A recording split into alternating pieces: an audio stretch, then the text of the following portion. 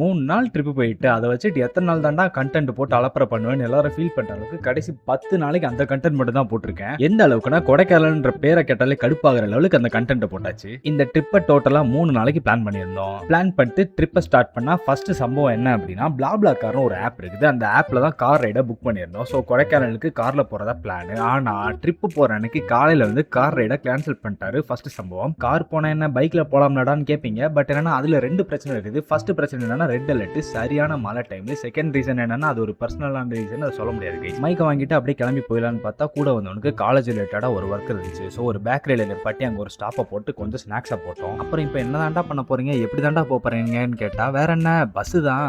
பஸ்லயா கொடைக்கானலுக்கா? இப்படிதான் நானும் ரியாக்ஷன் கொடுத்தேன். ஆனா என்ன மாதிரி பல ஸ்டூடெண்ட்ஸ் பல ஃபேமிலிஸ் வந்திருந்தாங்க. சைடு கேப்ல என்ன ஸ்டூடெண்ட் சொல்லிட்டேன். சரி ஓகே. பஸ் டிராவல் எப்படின்னா, ஃபர்ஸ்ட் மதுரையில இருந்து வத்தல கொண்டு போனோம். தென் வத்தல கொண்டு ரீச் ஆன உடனே அங்க போயிட்டு ஒரு டீயை போட்டு நெக்ஸ்ட் பஸ்க்கு வெயிட் பண்ணிட்டு இருந்தோம். இப்போ வத்தல கொண்டு வந்து கொடைக்கானலுக்கு போனோம். அந்த பஸ்க்கு தான் வெயிட்டிங். பஸ் எப்படின்னா நல்லாவே கம்ஃபர்டபுளா இருந்துச்சு. எந்த அளவுக்குன்னா நிக்கவே கேப் இல்ல. அண்ட் நான் ஈவன் உட்காந்துருந்தாலுமே கீழே கால் வைக்கிறதுக்கு சுத்தமா ஸ்பேஸே இல்லை. பிகாஸ் இங்க இருக்கிற மலை மேல வாழ்ற மக்கள்லாம் அவங்களுக்கான திங்ஸ் எல்லாம் கீழே இருந்து மேல வாங்கிட்டு போயிட்டு இருக்காங்க. போற வழி ஃபுல்லாவே மலை தான் கைஸ். மலைக்கு கீழேயும் மழை பெய்யுது, மலைக்கு மேலேயும் மழை பெய்யுது. நெக்ஸ்ட் என்னாச்சுன்றதை நாளைக்கு vlogல பார்ப்போம். பாய்.